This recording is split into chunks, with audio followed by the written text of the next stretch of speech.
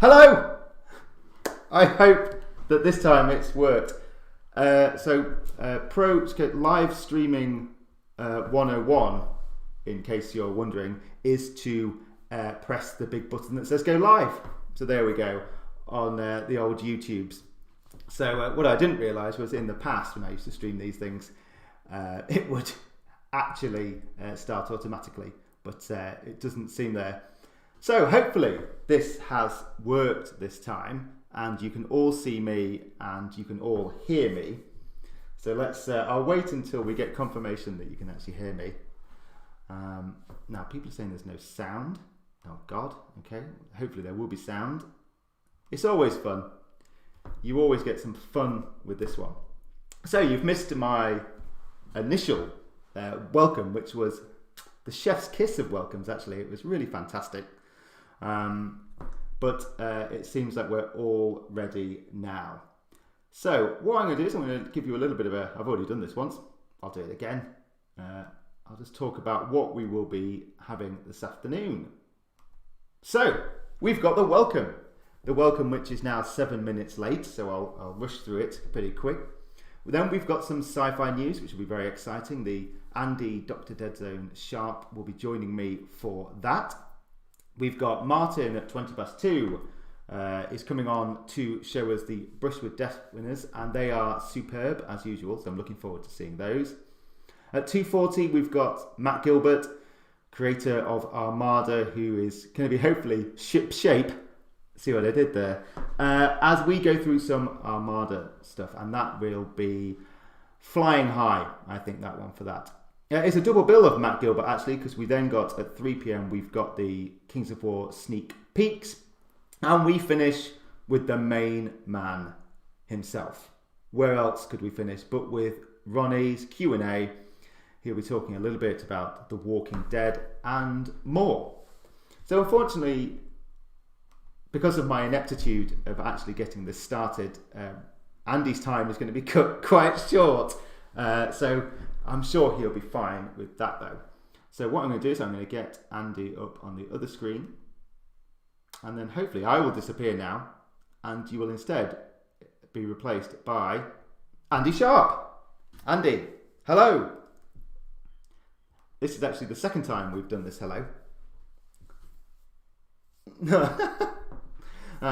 So Andy, you have come on to talk about some very, very exciting sci-fi news. So just in case people don't know who you are, I mean, I don't know who that would be, but Andy is kind of the chairman of the Dead Zone Rules Committee. But we're not talking about Dead Zone today. We're actually talking about, drumroll please, Firefight 2nd edition. How exciting. So sadly people can't see my reactions. They're going to see you, Andy, so you need to look more excited. Yeah, there we go. So there's no sound on you, Andy. Oh, hang on, I know why. Here we go. So Andy's here, and this time you can actually hear him with the sound. all that witty banter. Yeah, all that great banter. So hello everyone. Hello. What I was saying is that Andy is here to talk about Firefight 2nd edition. I was more on cue then. Yeah, that's good. So Andy, you've been working on this for quite a while, and I just wonder if you want to give us a rundown of what people can expect from the 2nd edition of Firefight. Have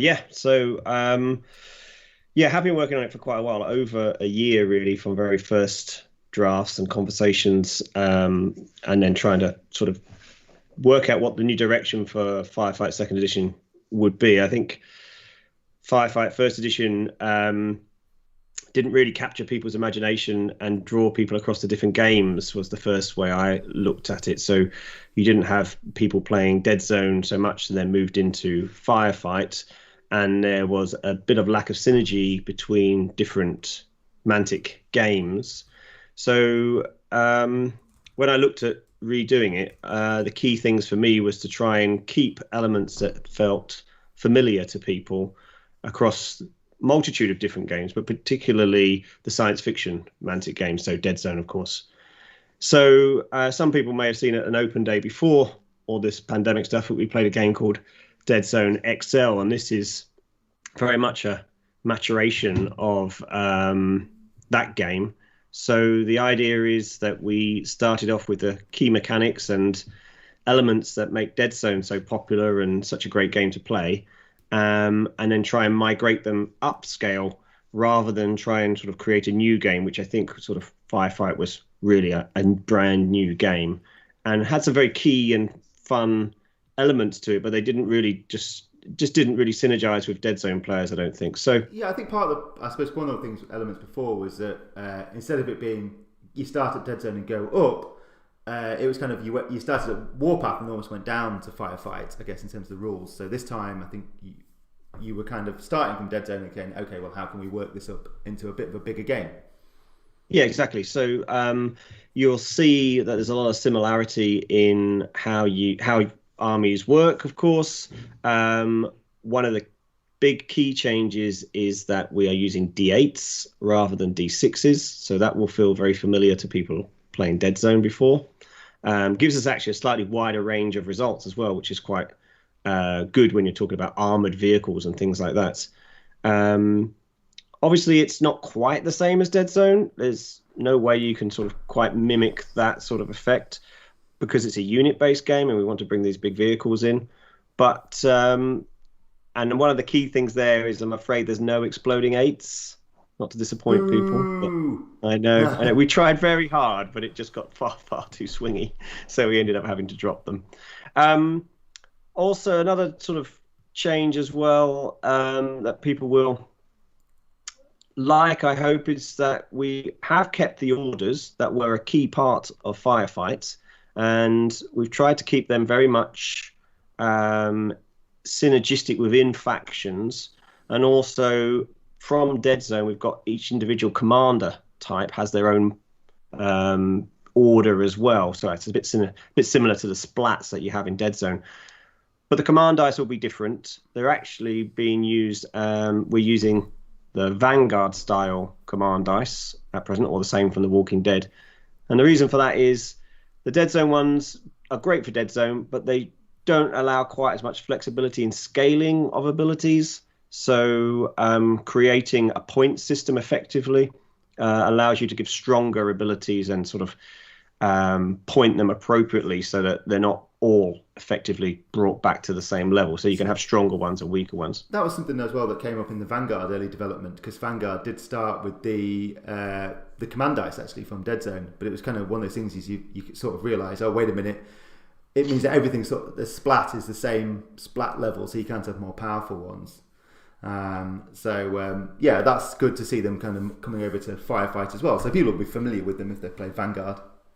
Yeah, absolutely. And although it would be lovely to bring everything from Dead Zone up and to keep as much as possible from Firefight, I think keeping key bits across a multitude of Mantic games allows people to be familiar with stuff as they migrate across the different games. And you'll even see that there's a lot of word synergy through these games, but also even into Kings of War, for instance, you'll recognize some terms that we use, some keywords that we use, which perform a similar function as they would in, say, Kings of War. So that's been a very key sort of part of trying to make sure that it feels like a Mantic game. It feels familiar to people. It doesn't feel like a grassroots up, even though it is quite a major rechange for Firefight itself. And it won't have cubes, will it? It will be obviously tape measures. But I think you've tried to make it feel as quick as kind of a Dead Zone game.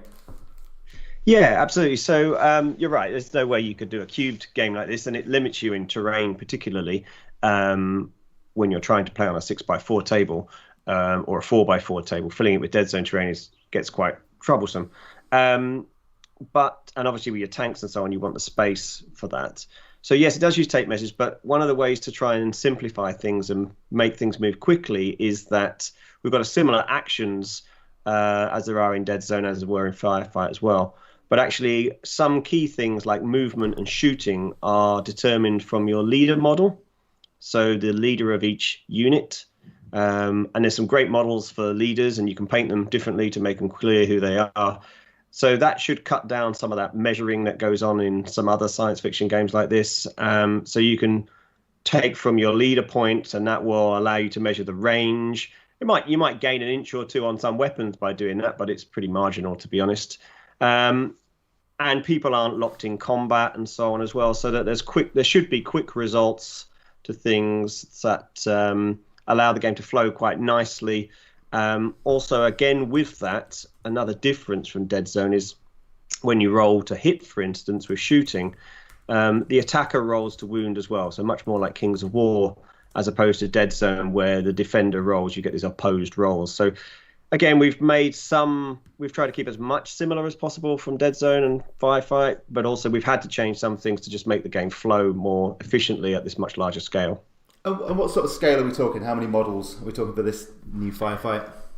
Yeah, so it was designed to be a good size game at the sort of Mega Army box set that you sell. So I think that's about £100, isn't it, at the moment? That sort of level, which usually brings, I think, one flyer or one tank, depending on the faction, and probably around about 60 models of different sizes. And that will give you plenty of options. It won't give you all the options, of course, but it will give you plenty of options to play a good size game on a 4x4 or even slightly bigger table. So that's the sort of level. And I think a lot of Dead Zone players, particularly if you've been playing for a while, will actually have a lot more than they think in their cupboards, that actually they probably won't need to get that much more. And anyone who bought into the Warpath Kickstarter originally will obviously have plenty of stuff to dust off out of the cupboard and get those great big tanks and flyers back on the table.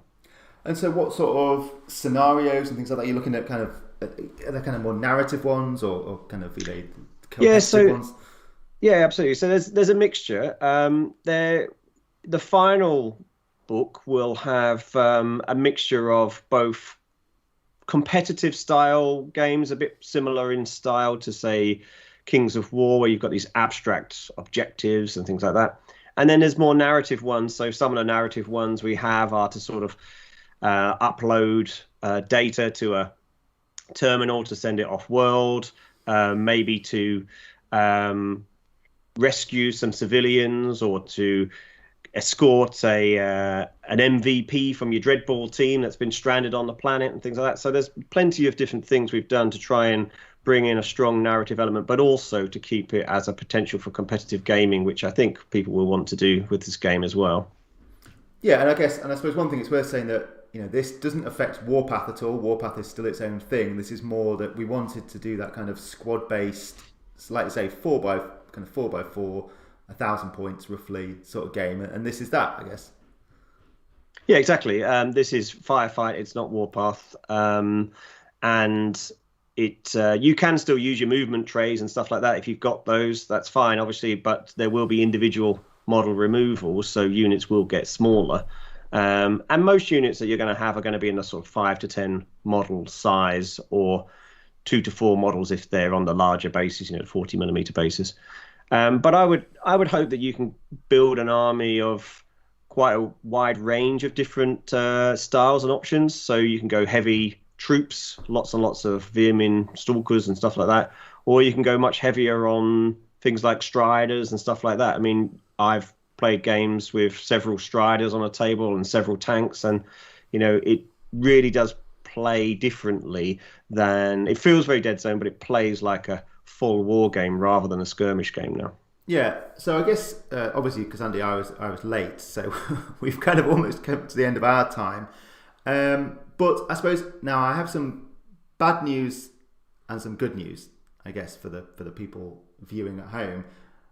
The bad news is that Firefight 2nd edition, oh, Andy's already crying, isn't coming out until next year.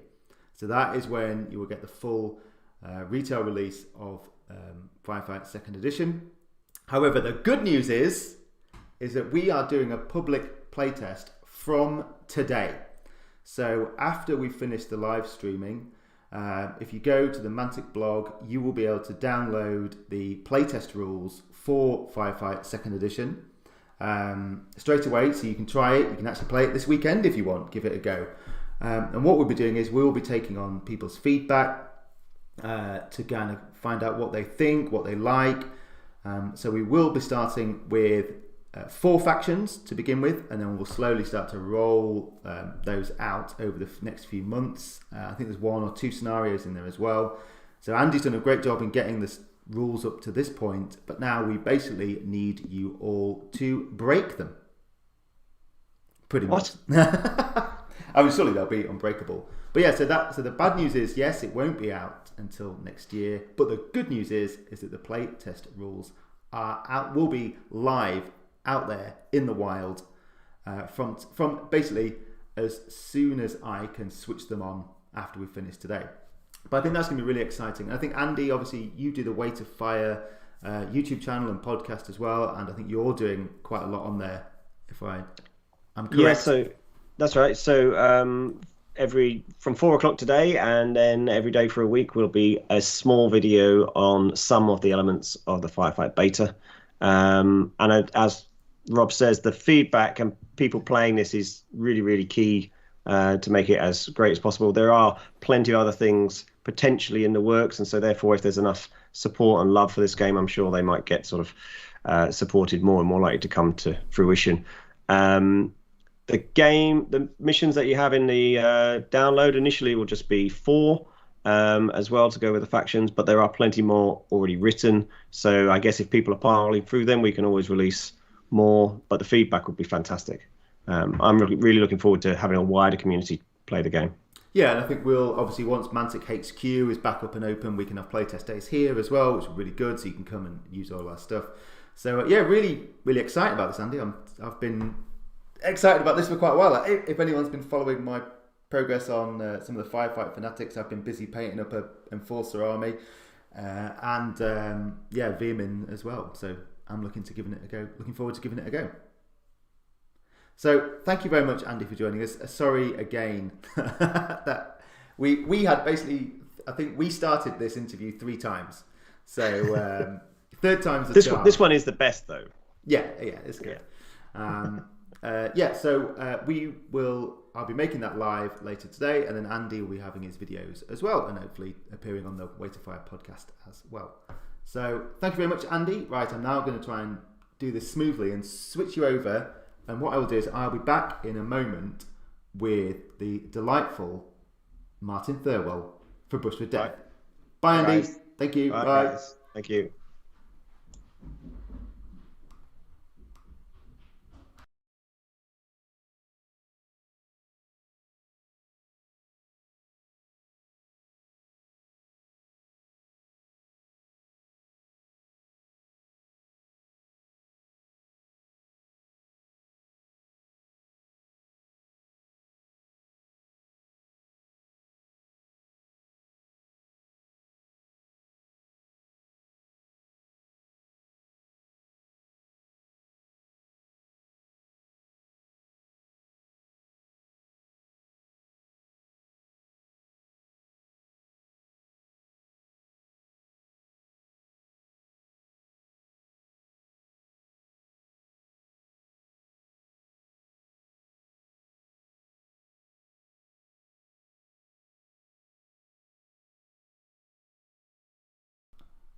Okay, so now we are joined by the wonderful, the delightful Martin Thirlwell. Hi, Hello, Rob. Martin. Hi, everyone. Hi, I was just chatting to everybody out there, so I feel like I've already been here. I've noticed you've been in the comments helping people and explaining to why I was an idiot and couldn't get the stream to start. So I felt like the warm-up guy, but just not a very funny one. So a few people are asking, hang on, going back to the previous chat, where can they get the rules for the Firefight beta? They will be on the Mantic blog after I've finished live streaming today. So probably about 4 o'clock, if you head to the Mantic blog, they will be on there with some explanation about what's going on with the rules and how you can get involved as well. But as we're talking about painting, I just want to say well done on your Firefight warbands, armies. I thought they're looking excellent and a great paint scheme on both. Thank you very much, Martin. I've been looking forward to using those. Yeah. So Martin, why are you here? Well, I'm here once again to announce the Brush with Death winners for for spring 2021. Obviously, Okay. that's where we are. Obviously, it wasn't just me who was the judge. Paul Welsh, as everybody knows from Way to Fire, who's currently laid up with a poorly foot at the moment. Get well soon, Paul. He was the co-judge with me, and he has also done a blog for us. It will be live on Monday, I think. Yep. Just to go through why he picked who and kind of give an overview of those. But I get the pleasure of announcing the winners themselves. So when you're ready, Okay. Well, let's go. Now this is now we all know I'm exceptionally good with technical things. So this is another technical element. So we're going to see. Oh, it's good. It's gone. Oh, there we go. Phew. There we go. So obviously now you'll be seeing what's coming up. We've done the sci-fi news, and now we're on to Brush with Death. Yeah, it's just loading. Martin? It's just loading now. 1 second. Okay. Yeah, there's the magnificent logo. I still love that logo. Yeah. I know we did it a couple of years ago. It's great. Okay, so I think we. I love the alternate description for it. It says a picture containing different posing bunch. Interesting. So instead of a skull, it says that. So we're going to start with the. Now, do I need to do a drum roll before each one? No. Okay. I don't think so. I'll do it, Freddie. I'll do it for the time. Let's start with the first one, which is the single miniature. Yes. So we thought we'd start with the one that gets the most entries, and congratulations to Matthew Gorham, or Matt G, as most people will know him. This was his Firebrand, and it's brilliant. I mean, the category. This is one that gets loads and loads and loads of entries, so it's always notoriously difficult to pick a winner. And congratulations to Matt. So just to read a couple of Paul's points, he thought the skin was fantastic, the texture that he'd applied to it, and especially around the like the carapace, which is around the chest and on the legs. He said it was really, really good job, and it was close. I mean, the shortlist was probably 5 or 6 deep. It's just a really, really, really good job. So congratulations to Matt for that one. Okay. So yeah, I think this is great. I like the Firebrand model. I like salamanders as well. Actually, if you like salamanders at home, you might want to stay on for some more news about that later. But this is great. I really like this one. So a nice model for Kings of War and for Vanguard, of course. Yes. Okay, so now we are going to move quite quickly on to. I'm going to do another drum roll. On to, I think this should be Best Squad. Yes, that's right. So here we go. So this is the winner of the unit, squad, etc. So this could be a Dreadball team, a Dead Zone Strike team, but or it could be a Kings of War unit as well. And that's what we've got here. We have, and it's very rare we get through a Brush with Death without congratulating Dan Reed on his phenomenal painting skills. I mean, he entered a couple of the categories, but this one was it was, again, very, very close. But the techniques that he shows are phenomenal. I mean, those in the Fanatics group for Kings of War will have seen some of his previous painting attempts for his army, ever-growing Basilean army, and this one was just fantastic. Because I think we're going to do a page on Facebook with all the photographs of all the entries in. You'll see some more because he did provide quite a few. And there's some really nice little details and some extra little minis on the back. And he's got one without a helmet at the back. You can just about see the back left as well. So there was variety. There was skin tone in there. There was different woods and stone. And look at the banner. It's just amazing. So once again, congratulations, Dan. I don't think we'll ever get through a Brush with Death without giving you some prizes. So well done to you. Yeah, and I think what's been nice particularly is, although obviously this is just one of the units he's got, is following the progress of Dan's Basilean army kind of through Fanatics and things like that. It's been great to see it all coming together, and I think he brought it in person to Clash of. Did he have it at Clash of Kings? Yeah. So I mean, it's even better. I mean, if you can get to Clash of Kings, obviously the initial kind of allocation of tickets have sold out, but we will be putting the other ones on hopefully next month. But, I'm expecting Dan to come up with an entirely new pro-painted fantastic army by October. So there's a challenge, Dan. I mean, there's absolutely And I think he should do a horde army as well. I think he should do a goblin army. No, this is fantastic. And like you say, Dan's work is absolutely top class. Yes.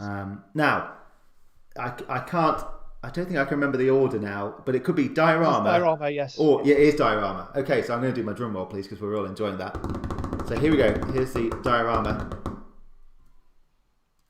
And wait a minute, I recognise this name. Congratulations again, Matt G. This was probably the closest category, and it was almost a coin toss between the two. But this one just won out at the end. I think the way he's done it, which is a slice and it's a frame. I was going to say, is it a picture? Is it a actual picture? Okay, so it's flat, frame. Right? And it's showing the forces of the abyss against some Neriticans, and it was just brilliant. I thought it was such a good effort, and so much time and effort has gone into it, as you can tell. And even to your delight, Rob, there's a frog in a tree, so don't have any nightmares about that. No, I am scared of frogs. So I've never seen anything. I've never seen any diorama like this in a frame. No, and I think that's probably what just tipped the balance. I think it's just because it's so unique and so well done, and atmospheric with the moonlight, and very, very well done. And congratulations, Matt. I think it was brilliant. Yeah, I mean, one thing obviously you can't see here, but we'll have more pictures. Is all the little details. You've got like the imp in the tree there. You've got obviously the little frog at the bottom, and then you've even got like obviously the skeletons in the bottom of the mud. It was really good. I've genuinely never seen anything quite like this. I really like this one actually. When you sent this one over, I thought it was fantastic. And Matt, if you're ever around at HQ and you want to bring it in for us to put on display, I'd be more than happy to put it in one of our cabinets to show when we start getting visitors again, which is shortly, to come and have a look. And that's the same for anybody, any of the winners who, if you want to not use them in your army and give them to me to put in a cabinet, then I'll happily display them. You're going to put them in your house, aren't you, secretly? No, I won't write my name on the bottom. I mean, you're not going to be able to use this one in your Kings of War army. That's one thing. I'm really chuffed with this one. So this one's, and it shows if you use your imagination, what's possible. I guess this one, it's kind of very, very unique, and like I say, never quite seen anything like this one. Yeah, it's fantastic. Yeah, really, really good. Okay, so now we are about to go onto the army. Yeah. I'll do my drum roll again, and the winner this time is Henrik Hammeren. Congratulations, Henrik. For his dwarfs. Oh, this category was really interesting because up until probably a month before the closing date, I don't think we had any. And then obviously, because it's one of those that it is time consuming and like they all are, but this one is especially so. And then we just got a flood of entries in, and it was such a good. I love this category. It's such a good one to see. And this one was just so characterful because it was, as Paul says in his notes, multi-basing at its finest. As you see on the left hand side, there's a doorway, and there's dwarves coming through, and the centerpiece of the Frostfang with the king on. I think it just finished it off, and really, really, really nice job. I mean, the colours, because it's a winter scene almost, and the colours just work from that, the rich browns and everything. And yeah, I thought it was great, and I don't think we Paul and I disagreed on this one at all. I think this was really, really very, very good. I mean, I think what I love about, I think this to me is obviously all the other categories are great, but this I think is the most inspirational one, just to see what's possible, how you can really theme an army and bring it together. I mean, I've got another picture here so you can get a bit of a closer view, but you've got all these different units, but they all look like a cohesive force, don't they? I think that's the beauty of it. But it goes to show, when you use different basic materials like the snow and some of the tufts, and the way he's done his rocks, it all just marries together, and it just and the shields work, and really top draw. And there's even some terrain crate in there, I think, with some of the stone obelisks and things like that, I think. But really top draw. Yeah, and you can see here, obviously you mentioned earlier on about this kind of multi-basing, and that obviously that's two regiments that can then be pushed together into a horde potentially, I think, as well, which again shows how versatile multi-basing is as well. This is really, really good. And I like the fact obviously he hasn't used Mantic shields, which isn't a problem. You know, you can customize these, but I think that helps as well to give them all a bit of a more of a unique style. Yeah, more character, I think. Yeah, and there's even the character models from Vanguard in there as well. So, yeah, top draw stuff. Yeah, and I think this is one of those. I mean, I'm used to losing against armies at Kings of War, but this is one of the ones I certainly wouldn't be sad against losing against, because I'd be too busy looking how brilliantly it was painting. But that's a good winning technique, is distract you with beauty.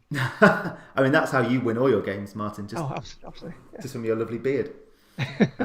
This is really great, and like you say, it's a tough category, this one, because obviously it is a lot of work to kind of get up to this standard. But and to do so many models, but yeah, this is really, really great. So yeah, a worthy winner. Very, very much so. Very much. And I think, actually, talking of very worthy winners, we're going to come on to our last category now, which is the under 16s, so like the new recruits. And I think possibly Paul and myself share the opinion that this is our favourite category. So this was won by, for the second year on the trot, Torsten Wilkinson. His painting is embarrassing his dad's, as he said to me on the email. He is just coming on so strong. I don't know if you've got the Phoenix in there, Rob. I have got the Phoenix, yeah, so you can see the Phoenix here. So he's done a Force of the Abyss with a Phoenix, and it's brilliant. This one could have potentially put up against the seniors categories for giving them a run for their money, and I'm sure in a year or two, when his painting has become even more, accomplished, he'll be knocking people off the table with knocking their socks off, because he's doing so well, and he's done this over the last few months, and it's brilliant. It's really, really good. I think this, like I say, he's got a real attention to detail. I think the Phoenix is a great example of kind of, he's. The classic thing that people always get wrong is flames. They always do in the wrong way, so they always start dark and go outside. So, do you know how old Torsten is? Does he actually say? I think he's in his young teens, I think. Right. Okay. Yeah. Yeah. And, I think. Apologies if I've got that wrong, Torsten. No, it's. But like I say, I mean, we go back to the Forces of the Abyss there, and again, what's great about this one is you've really got the themed bases. You've got all that kind of lava stuff going on there again, and this is another army that I wouldn't mind losing to. I think I'd be quite happy to lose to this one. But I mean, the category itself is brilliant, and so what I'd like to do for all the entries that we got in, I'd like to give them all a prize. So obviously Torsten wins the big one, but Lawrence, Ben, and Alex, I'd also like to give you £20 store credit for you, because I love getting your entries in, and I want to encourage that even more, and just to say thank you for such a young age to be really smashing it out of the park. So you all get something. I'll make sure you get emailed with your store credit codes in the next week or so. And congratulations. Really, really, really good stuff. Yeah. Okay, we'll go back to... Oh, Martin, I'm trying to go back to you, but it's not working. Hang on 2 seconds. That's fine. No, leave it on that. It's better. Oh, there we go. No. So there we go. So, yeah, so thanks very much for that, Martin. So... obviously, like I say, it's always a tough one, isn't it? Really, actually, Brushwood Death. It is, and I think... but it's a pleasure. Yeah, it's not a chore. It's an absolute pleasure to see all your entries. And when we run the next one, step it up and let's keep it going, because it is, the standard is great. Yeah. So, do you think the next one will be we'll do one in November, or? Yes, I think so. Yeah. So we'll announce it. We'll announce it very, very soon, because then it gives people more time to get on with their, if they are doing armies and things, to get started if they want to do some entries. And I do realise it was very fantasy themed, fantasy centric this time, and that wasn't deliberate. It was just those are the genuine winners. But we have had the sci-fi winners in the past, so it is purely on what they come up with. So yeah, and I think obviously now we've got I don't know if you've heard, Martin, but we've got a Firefight beta coming out today, so maybe that will inspire people. You can't enter yours. You don't. There's no staff entries. Damn, I was just gonna get one of the boys to enter them as the under 16s. Bob Roman. Good old crazy Bobby. So thank you very much, Martin, for joining us. So now I'm going to try and do another one of my smooth transitions to this time to Matt Gilbert. So you're still on the camera at the minute, Martin. Don't just disappear. No, I won't. So thank you very much, Martin. And thanks very much. I'll rejoin the chat and cause some mischief. explain everyone why I'm messing everything up. So that'd be great. All right, thanks, Martin. Bye. See you. Bye. Bye.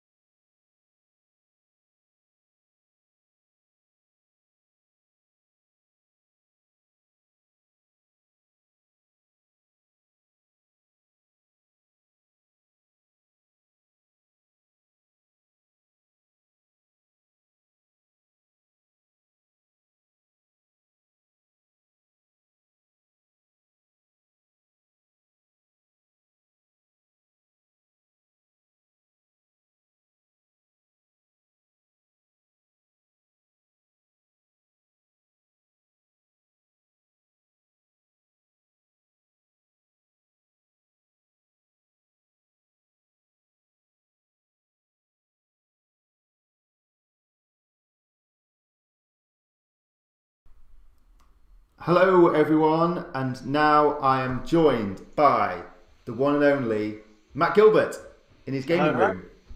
Hello, Matt. How are you? All right. Well, actually, I think because I've got next week off, I think my body's decided, right, you're going to relax. Now you can have a cold. Everyone's been walking around with face masks on. No one's had a cold for a year, but now you're going to have one. Great. Yeah, I think that's always the way. Your body just goes, oh, brilliant. I'm just going to relax and just shut down all the defences. Yeah. And let you get a cold. All for you, yes. Yeah. So we've been busy so far. I've explained just previously that I've done 3 intros to this day, but I think now we're getting to the point where hopefully this is working. So people will be able to hear you and see you. So Matt, you're going to be talking about a couple of things. You're going to be talking about Armada. Yep. First, and then we'll also move on to Kings of War / Vanguard. With what's going on there. And also we've also been talking a bit about Firefight as well, and you've been involved in that, haven't you? Kind of helping with Andy, and there seems to be a lot of excitement about that. So are you getting a force ready for that one? I think I've still got bits and pieces left over from my Warpath Kickstarters and things like that. But the amount of time I actually get to paint is fairly minimal. I did actually stick all my Forge Fathers together during lockdown 1. That's as far as I got. But so I've got a grey army. Does that help? Well, yeah. They're just maybe they're like camouflaged, urban camouflage. Maybe, yeah. Yeah. Urban. There you go. Yeah. So what we're going to do is we're going to talk actually about Armada first. So hopefully, Matt, I'm going to share my screen with you, and hopefully you'll be able to see this, which says Armada on, just the logo at the minute. So just in case people out there haven't heard of Armada, what is it? So Armada is set in our fantasy world of Panathor. So it's a fantasy naval game. So you're taking each commanding a fleet, whether that's orcs or Basileans or whatever, and going against each other across the seas in a number of different scenarios. It's based on the Black Seas rule set, the historic rule set from Warlord. So we played it a few times, approached them, and Gabriel, who wrote it, and they were up for letting us take the kind of the core mechanics and the core of the game and adapting it to fantasy, and that's where we are with Armada, and I think it's gone down pretty well. Yeah, so far we've had 4 factions, haven't we? Which is Basileans, orcs. I mean, they're really goblins, because the goblins. 5, because we put the kingdoms and men cards out for people who were Black Seas players that had existing ships to use for their human fleets. So the Mantic have done 4 fleets with Mantic boats, and then there's a fifth fleet available for using the Black Seas models. Yeah, and we had dwarfs earlier this year, and an Empire of Dust have literally just come out as well. Yes, and still shipping it in a minute. It's been pretty popular. And I think that's my favourite looking faction so far, I think. Yeah, so I guess the first thing we're going to talk about actually is something for all those kind of initial factions, which is the Excel ships. So, hang on, actually, no, first of all, I've got a little bit of a roadmap of what's coming up, and this is what we're going to be talking about today. Yeah. So we've got the Excel ships, which we'll talk about in a minute. In July, we've got a new supplement, which we've got some kind of previews for today as well. And then finally, a little bit of a teaser there for what's coming up in September with the Elf fleet. Yeah. So I'll keep that on the screen for a minute because I'm sure people will probably screen grab that. So we're going to talk about the Excel ships. So I guess if people haven't seen these yet, what are these ones then, Matt? What are these big old ships? These are the really big ships. So these are on the largest size basis. So there's a step up again from the large ships, which are the biggest type of ship we've launched so far as part of each range. And so these are on, I think it's 12.5 centimetre long bases. These are the big guys, and three of these have also got named versions. So like this, the Basilean Dictator here, there's an alternate piece which you can swap in or out to make the named version of the ship. So it'll come with both cards, your standard Dictator plus the named one, and we've followed that through for a couple of the other ones. The Dwarves already got their named ship. That was one of their ships that was already in their booster, I think. Was it one of the Rune Axes? Or have I made that up? I can't remember now. It was a named Rune Axe, yeah. So this is the Basilean. So how many sort of points are these when you're kind of, you're putting it together? Oh, good question. I think they're some of them are over 100 points. Right. So these are obviously the bigger games. They're a big investment, but they can dish out damage and they can absorb damage. So but you pay for that. So this is the Basilean Dictator. Now we've got the Orc Ripper Hulk, and I think this is one of the ones that does have an alternate build as well. Yes. Yeah.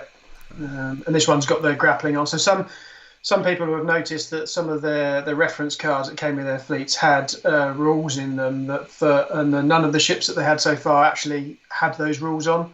It's because all of the XL ships it was all play tested at the same time, and we knew they were coming. And rather than have to have second reference cards to come with these ships, we just put it all on the one. So the special rules that these ships have got, people have already got them on their reference cards. I love the Ripper Hulk because it's just got such a ridiculous amount of cannon on. I think that's great, and also the grappling hook on the back seems like a very Goblin kind of gadget thing to do. I like that one. Oh, the whole ship's a bit crazy and a bit impractical, just like most of the Orc ships. I mean, you'd never really have a cannon at the front of there because it would fall with water. But the Orcs don't care. No, it's all that incredible Goblin engineering. So we've got the Orc Ripper Hulk, then this is the Dwarf Dreadnought. Yeah, I mean that kind of, you can't really tell the size of the thing there, but it's obviously it's as long as all of the others, and it's quite a beast. Yeah, and then finally we've got the Empire of Dust Monolith, and I think the Empire of Dust, like I say, visually they're one of the most kind of impressive fleets. I think actually. Yeah, and I think both versions of this look really, really nice as well. And I think Ben, who painted them, Ben McIntyre, did a brilliant job with these, just mixing the gold, the kind of that turquoise and white, and then with that spot colour of that kind of quite vibrant purple. In fact, two different shades of purple. I think that complete mix works really, really well. Yeah. So I mean, these are coming up. So when is it? Early May or late May? I can never remember when these are coming out. The early May, I think. Yeah, so I think actually some of these have actually been going up on pre-order already at kind of local game stores, and they'll be on the Mantic website pretty soon. So obviously this is coming quite soon, but then our next thing, July, which is Seas of Flame, a new supplement for Armada. So what is Seas of Flames, Matt? So this introduces some new elements to the game. So we've got flyers, which I think everyone's been either crying out for or kind of expecting would come at some point. So we introduced the rules for flyers generally, and then the flyers will be coming out as well. Alongside that, we've also got rules in there for fortifications. So you can have watchtowers and castles and things like that, and sea forts. There's a full campaign system in there.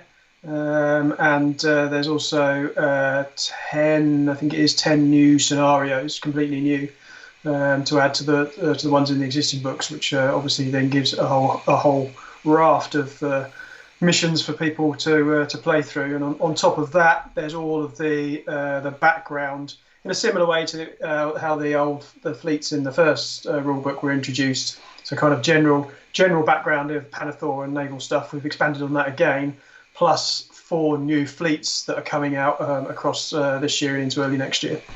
Yes, obviously we've talked about the elf one, and we're going to talk about another one in a minute actually as well.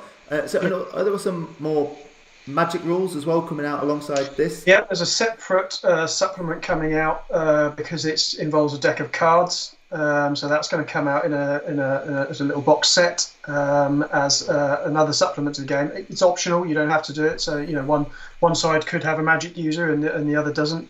But each the magic deck as it comes out gives you the spell book for your particular faction and their faction spell, plus the mix that they get of the general spells, and then introduces a new step in the round sequence of a magic phase.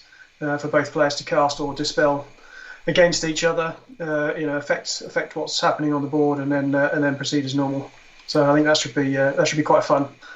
And how do flyers work? Pretty much the same as boats? Were there any ships rather? Were there any challenges kind of getting them into the game?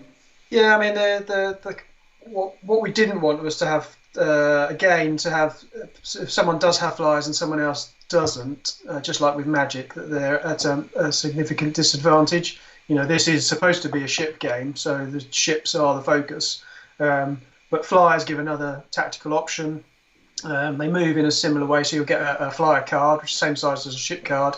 They kind of take damage in the same way. They share many of the same rules. They've got the same turning angles of red and yellow. So they use the core ship rules with a few tweaks, but some of them have got different rules, like the Wingits they can do bombing runs and things like that. So they had a new height element to the game. Yeah.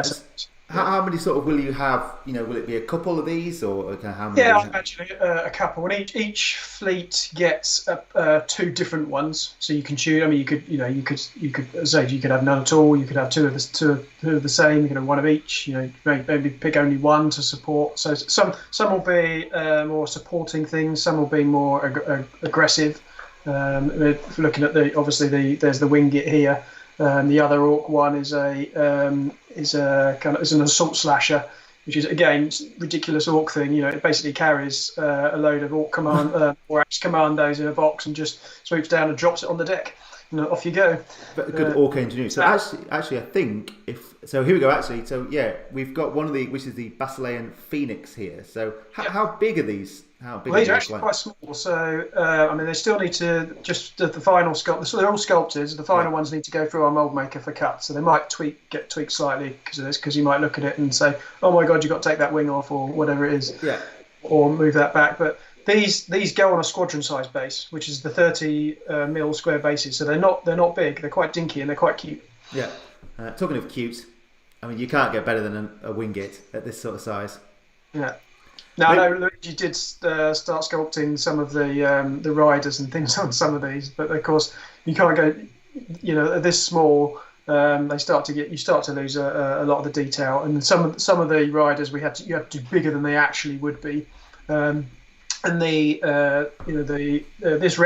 Wingit here represents a kind of a Wingit flight of 2 or 3 of them. Yeah. But rather than do 2 or 3 really tiny ones and try and work out how to arrange them all and cast them maybe all in 1 or 2 pieces, we just made one big one to represent it. So they're not to scale with each other. Some are obviously bigger or smaller than they would actually be if when we make Kings of War versions of these things. But that's something we've looked at as well. With a lot of these, we've had fully concepted, so that in the future we can create, that concept work's already done to become Kings of War versions of these things. Yeah, and I think I'm already thinking of doing a little kind of unit in my goblin army with one of the goblins flying one of these, like a little kite. Like a kite, yeah. Yeah. But that's, I mean, so we're going to have flyers for all of the kind of 4 factions and another faction, which is the Twilight Kin Fleet. Yes, so these will come out at the same time. So July is a big release for Armada. So you've got the book, you've got the Magic supplement, you've got all of the flyers, plus you've got the Twilight Kin Fleet and their flyers. So the Twilight Kin are the first of the next 4 fleets to come out. So, and actually, I mean, people might be, if they don't know the background of the Twilight Kin at the moment, particularly in 3rd edition, they might be quite surprised because these are actually quite Night Stalker looking. So how does that work? Why do they look like this, Matt? Well, the Night Stalkers, the origin of the Night Stalkers is kind of intrinsically embedded into the history of the Twilight Kin. They are intertwined. So if you read it, the Night Stalkers were created in kind of Panathor history, right around at the start of the God War, when all the Celestians split, and Oscan tricked an elven kind of conclave of archmages and stuff to travel into the void, and it caused this kind of feedback that's destroyed this city, shattered all the souls that were in there, which are basically all of the elves and the ancestors of the Twilight Kin, and scattered them across the void, and they became the Night Stalkers, mixing with whatever weird entities were out there anyway. So these are the Night Stalkers themselves are mostly the ancestors of the Twilight Kin, which is why they have this relationship with them. Their goal really is to kind of get them back, or at least be in contact and feel that they're part of their ancestors and their history still. And it's all consuming for them almost. So a lot of what their imagery and what they aspire to is all based around Night Stalkers, or trying to manipulate them, if indeed they can. And so this will be a full fleet release with the faction, the starter, and I guess these will get flyers from launch. These get flyers from launch, and for the next fleets, we're not holding back the XLs. They'll come out the whole thing will come out as a release now. Just like the dwarves didn't get a large because they got a slightly different mix. The Twilight Kin have got a different mix. They don't have an XL ship, but both of these two that you see on screen now, the Butcher and the Soulbane, are both large ships. Right. So they're each different. Not every fleet will have quite the same mix of the classes. Yeah. So, and then obviously, we mentioned a bit ago in the kind of roadmap, we've got the elf fleet kind of end of this year. So will that be the last one for this year, and then we move on? That's the last one's penciled in for this year, and then I think immediately kind of following Christmas. So as soon as we're into 2022, it's going too fast. We get the next one, and then it'll probably be 2 or 3 months later before the one after that. At which point we'll already know what's happening after that. So I'm already, as already gearing up and planning a lot of 2022, and we'll be penciling that in pretty soon, and then on to even 2023 and 2024 and beyond. Obviously, it gets less and less detail as we work out, but there is a very long-term plan for everything. Yeah, so great, and also we will be we'll soon be doing Ronnie's kind of how to play videos as well. So he wants to learn how to play, and I think he's going to force himself by doing it on camera. So I think keep an eye on that one as well. So okay, so actually we're back on to time now, Matt. So this is 3 o'clock. So now it's time for our Kings of War chat. So welcome if you've joined us for Kings of War. We're running a little bit behind, I think, due to a slight delay on the YouTube, and also because I messed up the intro and had to do it 3 times. But now we are going to be moving on to Kings of War. So again, Matt, you're kind of obviously in charge of Kings of War from Mantic's point of view. Yep. So you've been making kind of some pretty cool stuff. And again, we've got a roadmap here of releases. So you can see May, we've got Air Elementals, Dracons, and the new Ogre Warlock, which obviously part of the proceeds going to a charity for Jesse. June, we've got some Salamanders. And then summer, we've got something that looks like, is it a horse or something? I don't know. Something like that. And that makes it look like it's only got 3 legs, but that's not true. So it's a three-legged horse faction. That's right. Yeah. Okay. So obviously we've already shown the Dracons on our last open day, so we're not going to go into those, but what we will show is the air elementals. So I think, Matt, these have been kind of on the kind of to-do list for quite a while, I guess. Yeah, there's always, I mean, things like the fire elementals, the earth elementals, I think they were a lot easier to concept and sculpt, and so there's always been nagging me that we've never done the last of the elements. And it was just getting a concept that would work. Is there not a fifth element, or is that just the film? There is, but that's secret. Okay. Yeah. Well, it's nice, isn't it? The fifth one.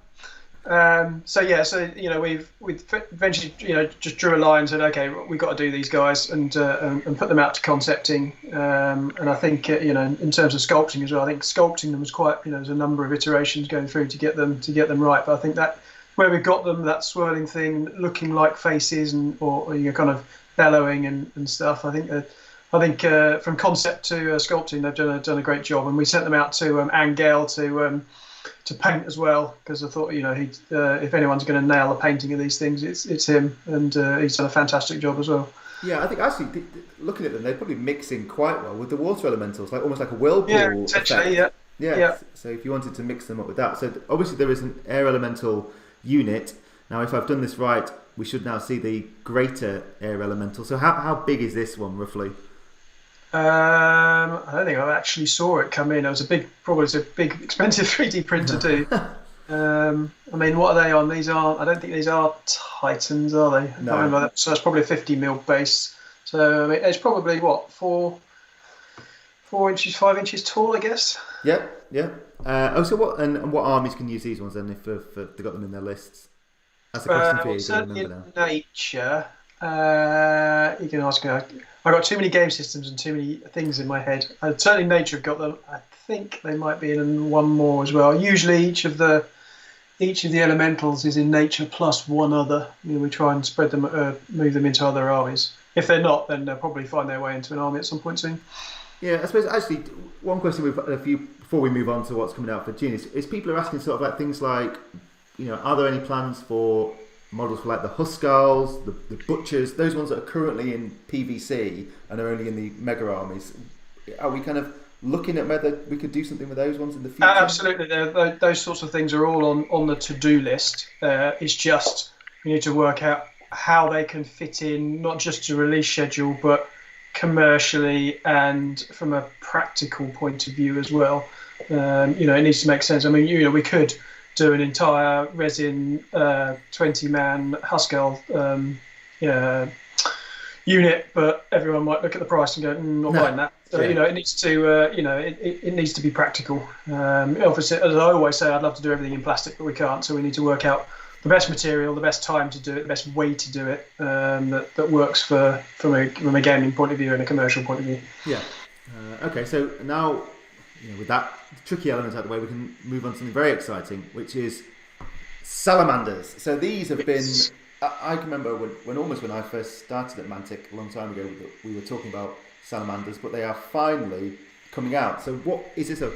Is this a little release, a big release? What are we talking about here? It's quite a big release. So it's the whole kind of army is being done over. So they've always had the plastic, the kind of the core plastic infantry set, because that was done as part of a Kickstarter, Kings of War 2 Kickstarter, I think, as part of the Forces of Nature. And then, of course, in the first Uncharted Empires book, they got kind of a full army list. So, looking at them and saying, well, we've got the hard plastics, we've got some other bits we can do conversions of. It's easy to do conversions for these. If you look at the army list, things like the Corsairs, Ceremonial Guard, the Unblooded, they're just conversions of the core plastics. And you can obviously represent, they kind of get darker red and more grey as they get older. So that's easy to do with paint schemes. We've tackled a number of the units with conversion pieces. We have sculpted a bunch of new things. You'll probably see in a bit, we've done Scorch Wings, we've done the Rhinosaur Cavalry, we've done a load of the heroes and things.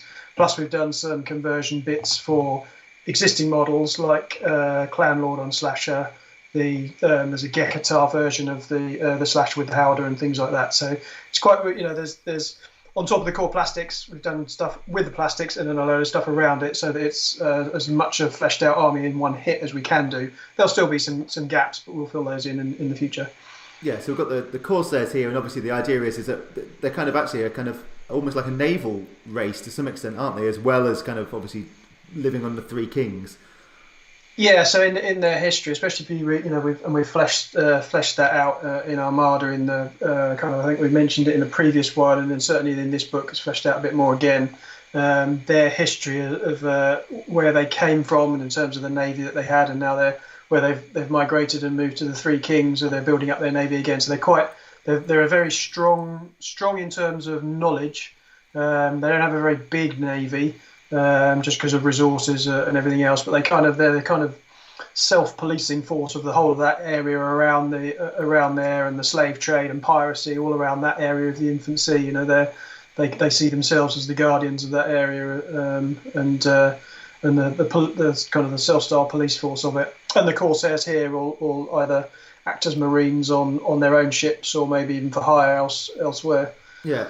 Okay, so let's have a look. So we've also got the ceremonial guard. So this is more, I guess, these are more like the ones that stay on the Three Kings, I guess, in some ways, or kind of go out. Yeah, they guard the palaces, guard the temple storehouses, that sort of thing. So I think we've said in the fluff, but they come in rotation. This is quite a prestigious role to have or be drafted into. Maybe they possibly serve for life in here, or maybe they get 5-year stint or something like that, where they're serving as part of the ceremonial guard. But we're, the theme here wanted here. A lot of what obviously there's lots of kind of flame motifs and things like that. But we also went with almost especially with the helmets and things like that, almost like Roman centurion type look to a lot of these guys. Yeah, because I guess there's a lot of the kind of Aztec lizards have been done by quite a lot of people. So I can remember when we were talking about it for Vanguard. Actually, we were looking at what we could do, and I guess some of these might be used in Vanguard as well. Some of these ones. Yeah, so some of the, as with most releases, we look at we bring out. So we look at the Kings of War army list, and we look at what we want to do for Vanguard as well. And then so some of the Kings of War heroes are actually also obviously in Vanguard, so they come out as Vanguard releases, obviously completely compatible with both.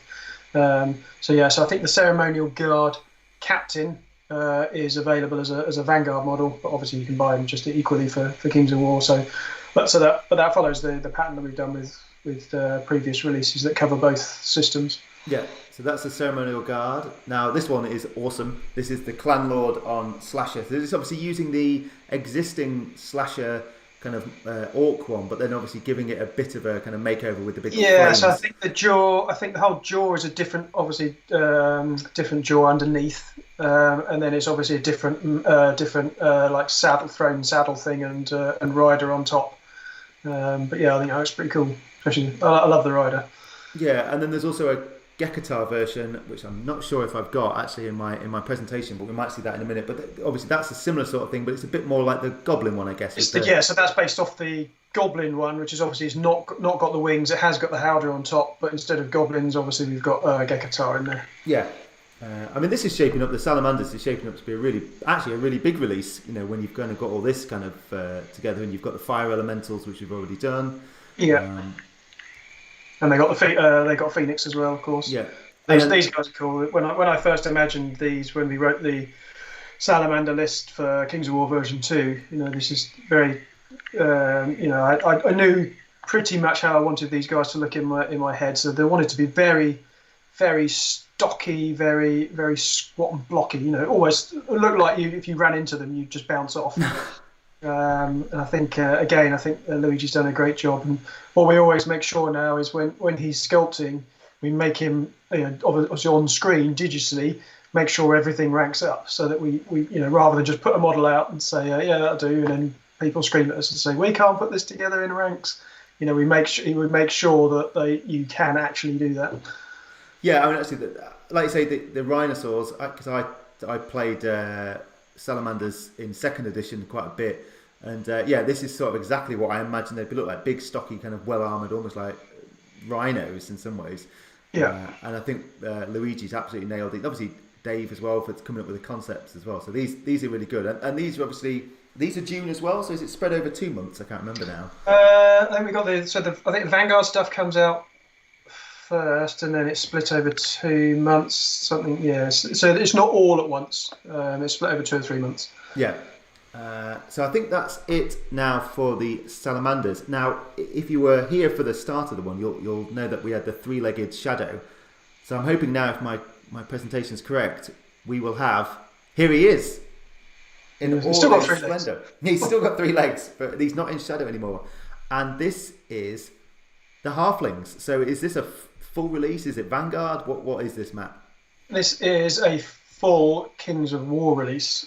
This is an entire halfling army, purely halflings.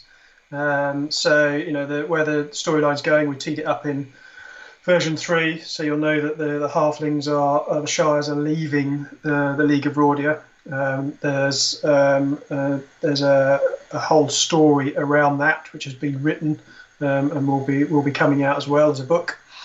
And then I'm sure that Winterzar will tell you more about that.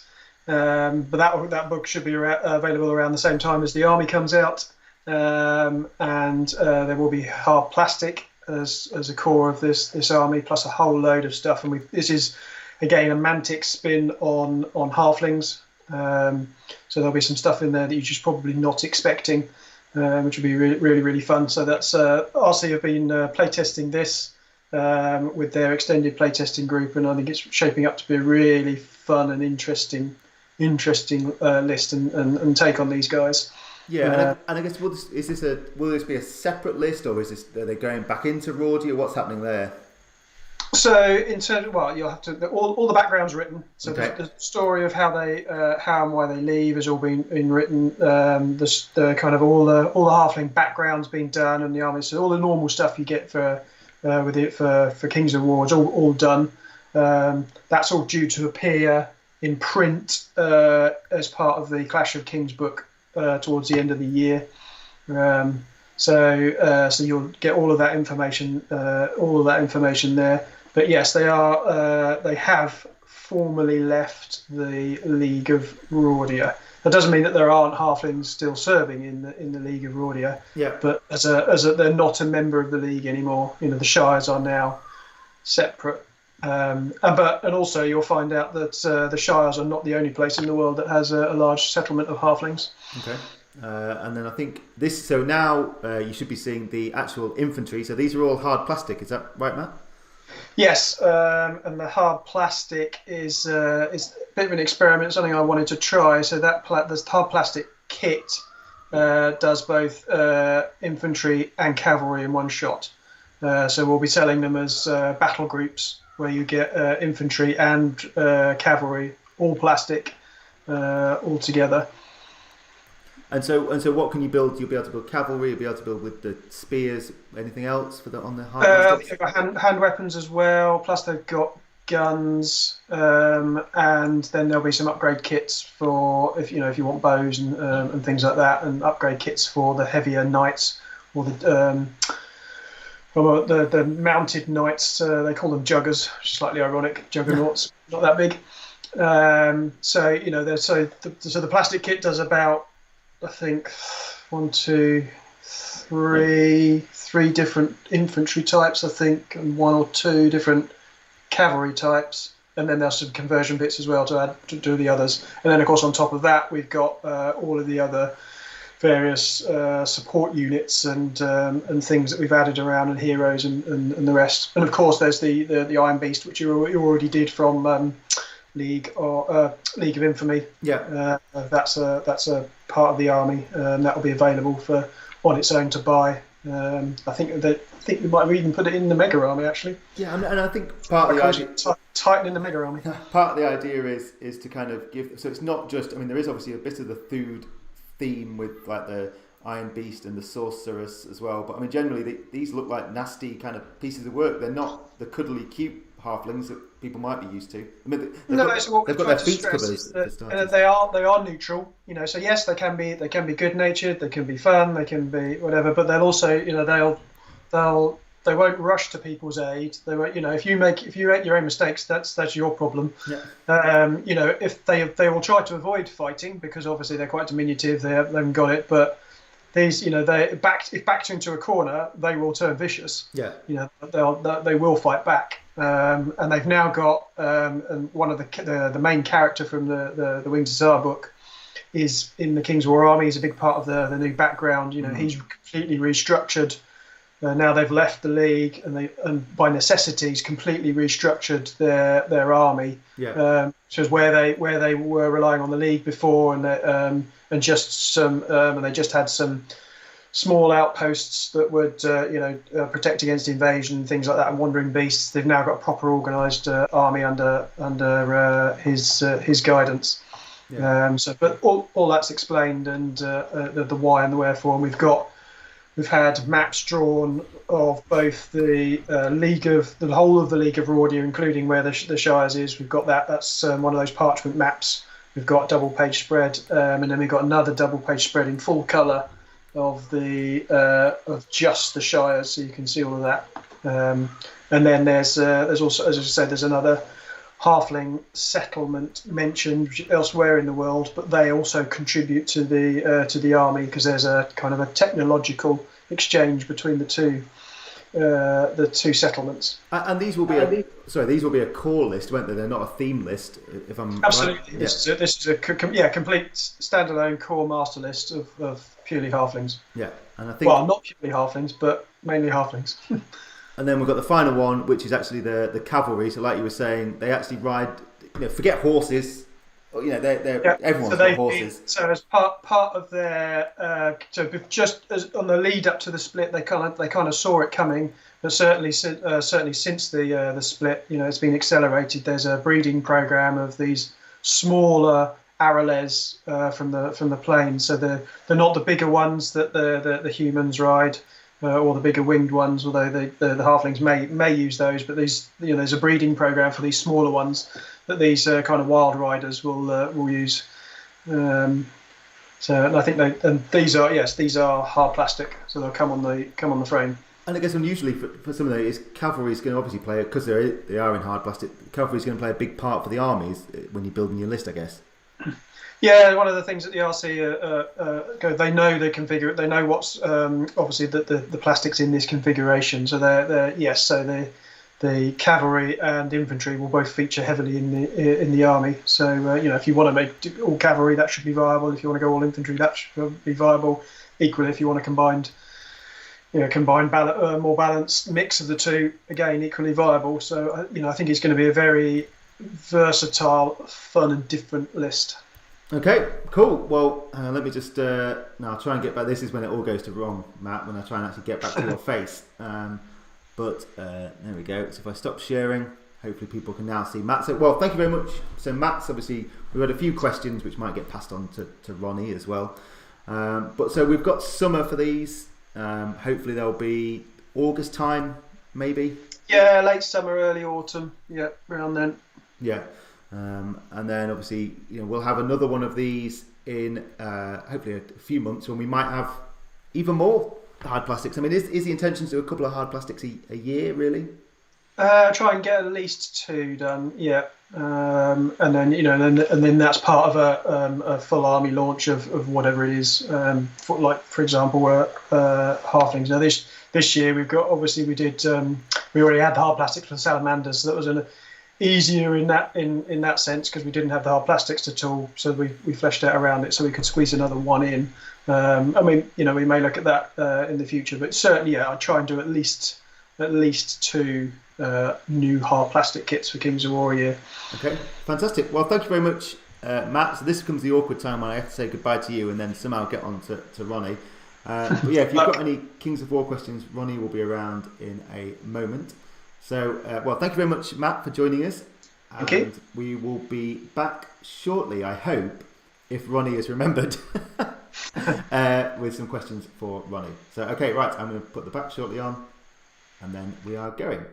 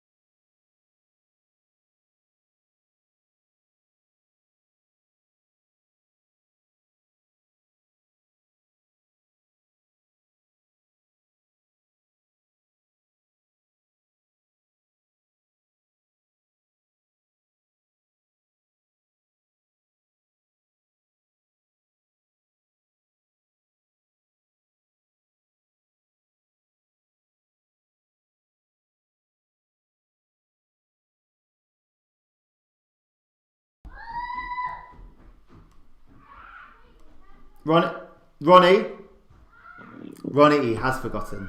Ronnie, hello. Oh. Is he? Oh, hello. It's Mantic-Fest. Mantic-Fest. I'm here. I hadn't forgotten. No way. Did you not forget? I mean, I'm sure you looked. You sure you're all right? Of course, I'm here. Wouldn't miss it for the world. I've been watching Matthew chattering away in the background about his little hobbits. Ronnie. Yeah. Hang on, no, you've got an echo there, Ronnie. You might have to switch something off. Got an echo. You've got the YouTube on. Yeah, I love what you could have what you got on YouTube. So I didn't mess up this channel. So let me go do the 15-second loop so you can cut out all of the things I'm not supposed to say with our supreme. Well, sadly, I can't just end the stream. Yeah. We've had a very exciting day. Obviously, we've done the Firefight beta rules. People are very excited about that, so they will be going live on the Mantic blog as soon as I've finished. I can make the blog live, basically. That'll be on. Isn't it? We all just need that little bit of inspiration. So we paint for the last few weeks of lockdown before we can actually go out and start our lives again. So something like that is a cool way of doing something, give you some gaming to look forward to. Yeah, and we've kind of mentioned actually we've got the Get Back Gaming logo on this as well. So Mantic Store will be open from Monday next week, and then obviously over the next few months we're encouraging people to get back gaming with videos and stuff like this, I guess, aren't we? Yeah, I mean it's a kind of a passion of mine. I mean it's been a strange year, obviously. I mean a completely crazy year, and I think the start of lockdown last summer. And do you want to angle your camera a bit up, Ronnie, because we can just see your chin at the minute. There we go. Sorry, I'm on my. There we go. That's better. We can see you now. Okay, fine. Sorry, I was good. Might you help with it? Oh no, it was fine then. There we go. Which was better. No, it's fine now. We can see you all now. It's not just. Right, I'm like using my little thing in the corner, and I was looking wonderful. Yeah, and I think last summer we were all locked down. We knew what we had to do, and it was that time to get some painting done, get your army painted, get that project you've been meaning to do finished. And I think there was so much time because there was no travelling, there was no summer holidays per se, certainly in no Easter holidays. And then you and I had that huge battle, which kind of was the end of lockdown one. Who won? But the dwarfs. I mean, held solid. Didn't run, so they did what they needed to do at that stage. They let the Northern Alliance die, so that was good. Then life went back to normal, and we were getting all excited about Armada, and we were making that up. And over the summer, people were out, and the UK shops were open. I think it was generally things were half back to normal. And then all of a sudden, the nights came in. It got dark in November. And it feels like none of us have left the house for 6 months. Yeah. And I was certainly, Armada came out. Obviously, I was waiting for the dwarf fleet. But I was so excited about it. I raided the cast-off bin and got a Basilean fleet and did it as a kind of damaged, as if after the battle. So I thought it forgave my terrible painting as well. So I could cast a little battle damage if it didn't work. And then the dwarves came out, and I got those, and I painted those. So I've not painted two factions for a million billion years, and I got two factions painted. But I hadn't done that. I hadn't come and watched you guys playing a Monday night live stream. I know you and Martin would have got your fleets painted, and then you did a live stream on a Monday, or an event would have happened, Salute would have happened, Adepticon would have happened. That's sometimes when I learn how to play, and I actually run demos because I like running them and seeing people's reactions and everything. And so I was really aware that I had two fleets. I had time enough to paint them, and I had not had time to game, and I hadn't done the normal things that happen. And I realised that was the same for everybody. I think a load of Mantic fans went out, got the game, got super excited about it, painted it up. And then what normally happens is you go to your club, and you take it down to your club, and you have a game with you and Bob have a game. And then, Tom comes over and you say, hey, Tom says, go on, what are you playing here? And you tell Tom about Tom. Well, yeah, Tom's a good lad. He's a little bit of a, stick in the mud. Bit of a beardy. Yeah, but once Tom's got it, then Tom's in. So Tom goes away and buys an X fleet, and then a couple more. And you see the games, or you go to your store and the store's running demos, games nights. You come to Adepticon, you come to Gen Con, Salute, and we run a playtest for you, a demo for you. And all those people that just need that bit of convincing, they need to see the game, they need to understand it, and think, yeah, I'll do this. Hasn't happened for 6 months. We haven't had a chance to show this beautiful. It looks magnificent. All the sails, big blue seas. And it's a visual treat. Part of our gaming, part of our hobby is that visual stimulation, and shows are where we kind of show off our wares, and we've not been able to do it, so we've been doing it online as best we can. But there's no substitute for a bit of gaming, and so I thought we all needed that motivation to get a tournament, come and see us at Mantic HQ. In the UK, the events will scale up. They're going to start small. So we need that. What is it that you're going to do to get yourself to get back gaming? Because that will give you the incentive and impetus to finish that Vanguard faction off, to get your army painted, sign up for the Clash of Kings. Whatever it is, I wanted to just say, look, big summer campaign. Doesn't matter what you do, any Mantic game, we want you to get back gaming. And I think that's why we kind of labelled it up as that. It's something I'm quite excited about. And, my excitements are obviously Armada. I really want to get a game in and start playing it and showing it off. And, that's kind of mine and my normal Walking Dead and Kings of War passions. But, I just thought by having it under an umbrella of one thing, Get Back Gaming, allowed us all, no matter what flavour of game you want to play, gave you a chance to get in and get on with it. Yeah, and so from our point of view, like the Mantic store is going to be open from Monday. If you kind of need some hobby supplies, you can come in and actually pick stuff up. And then from May, we can actually start to do demos again. But then from June, we're actually going to plan, we're doing up the gaming hall at the minute, and kind of twice a month, we're going to have like themed weekends, basically. So if you want to come and play Armada, try that out, or Kings of War. Hopefully, fingers crossed, we'll have, assuming the world's got back to normal at the end of August, kind of have a online campaign weekend as well, using Halpy's Rift for Kings of War, which I think will be great, because, we'd obviously planned to do that last year with Halpy's Rift and could never do it. So being able to do it this year, I think will be really good. So if you haven't got Halpy's Rift, you need to get it straight away. Yeah, get it, read up, get your army painted, big, huge, global, online, massive weekend battle that will move the storyline on and play out Halpy's Rift. Me and you might have round 2. I won't have something dragging me down this time. I'm not exciting, isn't it? I think that's a good incentive for your King's War. Every weekend, every other weekend, isn't there something there? And I think all of us just can't wait to interact. So that's why we've opened the store from Monday. And we can't run demos because obviously the social distancing bit. But come on in, come and have a look around, get your supplies. We've got stuff. Elves will be there to chat. And then slowly you've got this program of scaling up as the social distancing rules weaken and soften. So super exciting. And I know personally for me, it's going to be hand in glove with what we're doing online. And I think that will, one of the things that I'm going to do, we've got Clive Stone, who's a very good demo guy. He does great demos. And he's going to demo me through an Armada game. And I think this is coming up, is it late April or early May? We're going to have a big build up to it. So get your fleet built, get it stuck together, get your rule book out. But I'm not one that can read a rule book. I love someone to show me how to play, and then I kind of understand it. And then I can read the rule book once I understand it. And I think a lot of people learn that way. So we're going to have a kind of learn to play with idiot Ronnie. And I'm personally not going to read the rule book. We're going to set it up. We'll show everyone how we're setting it up. We'll show you what figures we're going to have on each side. And we're just going to talk through the turn sequence, talk through the shit cards, talk through movement. And then as we go over through it, a little bit of tactics, a little bit of, how you're steering, what should I be doing? Why should I be doing that? What are the things to look out for? What are the dangers? And what makes the game so much fun? And, Clive's a big fan of it. He's been to do some online battle reports. So if you want to learn to play, watch out for that. Learn to play with Idiot Ronnie. Learn to play Armada with Ronnie.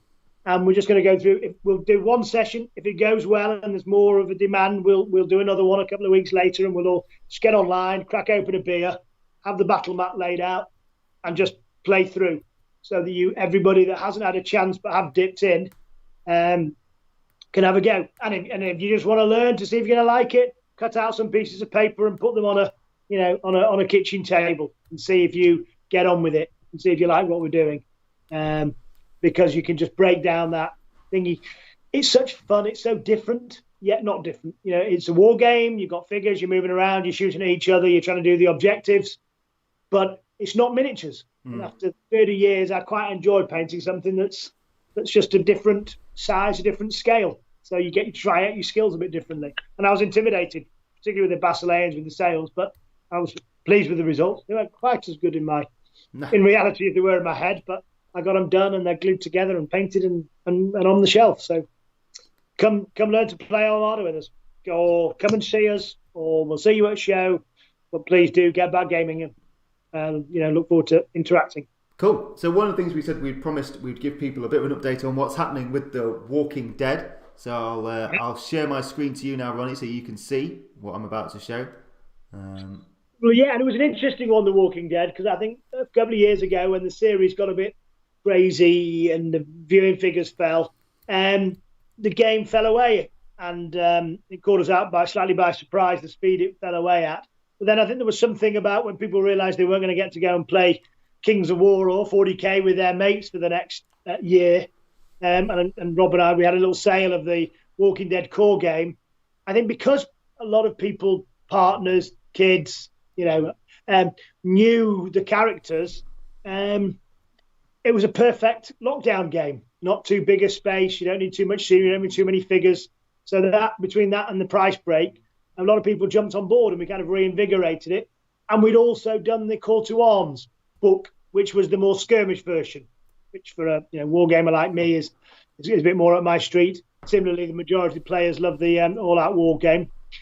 And so we've just continued to release. Whisperers came out, Wave 5 last year. Hunters, Whisperers, Wave 6, the end of last year, I think, middle end of last year. Very, very popular. Struggled to keep them in stock, particularly with Brexit, which has been messing up with our supply of cards from France. And then next we've got Kingdom. So you can see on the screen here, we've got two of them. And they're interesting because obviously they're on horseback, aren't they? So it'll be a very different sort of faction for people to play.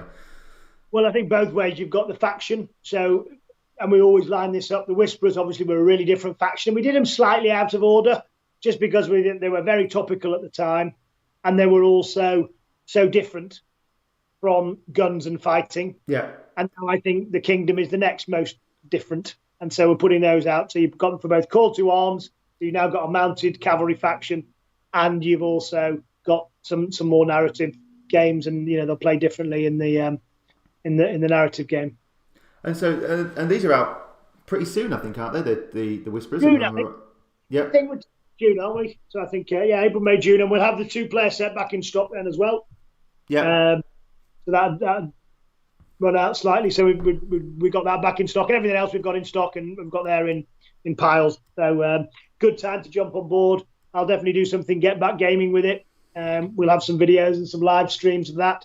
And then I'm hoping to go and talk to them about a certain. There used to be a Telltale game, and now it's a Skybound game. There was a pretty cool couple of characters in there, and one of the characters went on and became an absolute kick-ass boss. And I think she'd make an absolute fantastic faction leader, and there were some other really standout characters there. So if Skybound will let me, then that's where I'd love to go next. Yeah, and so we've got the Walking Dead. We've covered quite a lot. So obviously we've got the Walking Dead, and then later this month we've kind of teased it a little bit, but we've obviously got a Hellboy Kickstarter coming up. So what's that all about, Ronnie? I mean, can you tell us a little bit more about that one? Yes, I mean, have you spoken about it at all, or is this the first week? I mean, you've obviously announced yesterday. As you know, as everyone knows, we did a super awesome, jaw-droppingly brilliant. You did, Rob, Hellboy Kickstarter campaign a couple of years ago, and that got the base game going. It got the Army of Darkness, not Army of Darkness, expansion as well. Lots of evil Nazis. So you've got frogs, you've got Nazis, you've got loads of different boss baddies. We also did Mexico because, well, Hellboy in Mexico has to be done. And then I think we did the Wild Hunt. Pardon? Wild Hunt. So we did Darkness Calls and then Wild Hunt. Yeah. We And told Wild the story of Hunt Nimue and things. Retail, wasn't it? That wasn't up on Kickstarter. That's correct, yeah. Yeah. And so we wanted to support our retail stores as well. So we did one of them through that. But they also had done very well with it, as a retail launch. So there was something really special for the Kickstarter backers and the hardcore fans. And then it also went on to have a great launch through retail. And it still continues to sell because it's a fantastic game. And Hellboy is, I think, an enduring and an endearing character. So we're trundling along. That is covered about, is there 10 graphic novels, and we've got up to kind of about 8. And in the end, the Storm and the Fury is where Hellboy goes up to the final scrap in his usual madcap, bizarre style. And so we thought we ought to finish it off. So we're going to cover that angle. And we also thought there was, we did the role-play game last summer, but there's also that kind of board game, role-play game crossover where you want to play as BPRD agents and do the missions again, or start writing your own missions for the board game. And you also always want more boss baddies. So we thought that just doing a straight retail launch would mean it could feel bitty, whereas by bringing it together in a Kickstarter and doing something really funky, we could really go all out for it. And that's what we've done. So Storm and the Fury, I will build up. You have to help me through here. I mean, can I show the figures off? Some of them, yeah. So this is dangerous because I don't know what you've got. Right. Well, let's start with Hellboy, which I think is probably the best Hellboy sculpt we've ever done. Let me just put it up against the Ronnie's, not Mantic-Cap. It's quite blurry. You'll have to hold it back a bit, Ronnie. Is it okay? Keep going back. Keep going back. Back. You should if I hold it closer. There we go. Oh, it's quite blurry, but you can kind of see it. That's nonsense. Here you go, look. No, you can't see it at all. It's very blurry on your end, Ronnie. Is it really? Yeah. Okay, that's a shame because I purposely put it. That's one of the reasons why you're looking at my chins is that this is the best camera we have in the house. No. So you can get a sense. You can certainly see what they roughly are. Yeah, he's whacking Excalibur. He looks absolutely kick-ass. Super cool. Well, we'll put some images up. If they can't do that, I'll scroll through them a little bit quicker. Sorry, I purposefully use this camera because it's the best camera we have. And then there's all the crazy stuff that he's fighting against in the Storm of the Fury, which obviously culminates in Nimue. So I think you've got that figure. Back. She's a bit small, Ronnie. She is, but then she does go through a kind of transformation, doesn't she, at some point? Yeah, it's not really helping. No, fine. It doesn't matter how many things you hold up behind it. My head does that. Okay, well, anyway, there's Nimue before, and then. Oh my god! Oh, shit, these are pre-production samples. Shit, and there's Nimue after. So how big? Maybe you can just show how big that is compared to Hellboy. Hellboy's pretty big, and Hellboy's kind of not very big at all compared to this. Can you see that? Wow. The beautiful big dragon, perfect way to finish. Awesome dragon, and also be brilliant in armies as well. So people that just want to pick it up for the minis, you're going to have the most awesome dragon. And so obviously the theme is for this one is that we've kind of got 4 sort of expansions. Some of them are slightly smaller expansions, but you've got the Storm and the Fury, which you recognise Nimue and the dragon from. Which I've shown you. What's that? Sorry? Yeah, and Alice as well, I think, from there. And then what are you going to talk about next? And I'll have the appropriate figures. And then you've got, we can talk about some of the smaller minions. So you've got like the crickets. So the idea is once we've kind of gone from the Storm and the Fury, we'll move on to some of the more the BPRD stories, if you've read those. So there's some like demonic imps, which if you've read like Hell on Earth and things, you'll know that. And then also, yeah, there we go. So we've got Abe evolved. Up a bit now. Up a bit. Down a bit. There we go. That's it. So we've kind of progressed the story along for those ones. So there's 3 sort of things. There's Pandemonium, Hell on Earth, and End of Days. So one of them will have the Black Flame there. So one of them will have bosses. One of them will have heroes, and then the other one will have minions. So now obviously what you can then do is mix them all into your games. so it becomes infinitely playable. So Ted Howard's, I think that is my favourite mini. It's cool. Smashing the ground with his sword. What? So the Kickstarter page, the kind of like the notification page is up there. Well, that one is secret.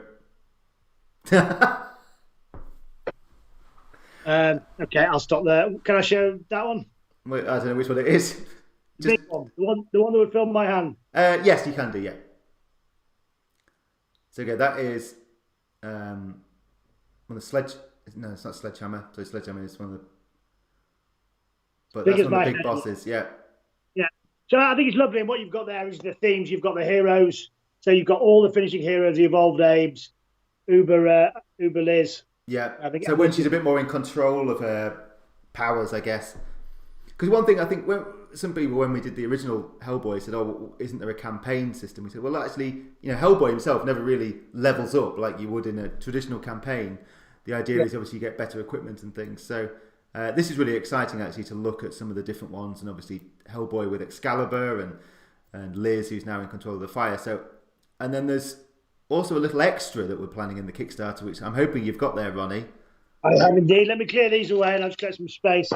So yeah, you've got the heroes, you've got the monsters, you've got the end of the story. The graphic novel story arc is kind of complete. The Hellboy story is there, so you play all the way through, which I think is nice. And then we've got the definitely not drinking game. Can you read that, or is that too blurry? No, that's fine. So it's Hellboy the dice game. So this is, I loved it. Someone described it the other day as Hellboy the travel game. Yes. So this is, if you can't take the board game with you, you can take this instead, because it offers a very similar sort of experience. Yeah.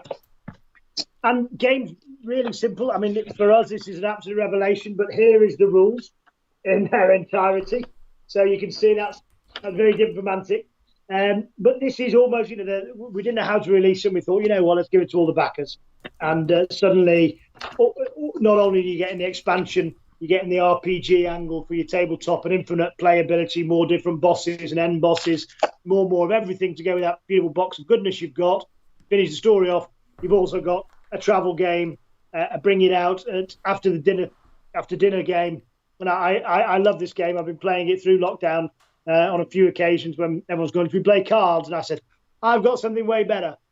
And it's to push your luck. You get your pile of dice. You think, how many am I going to use to defeat the monsters? And we'll have a little talk about that.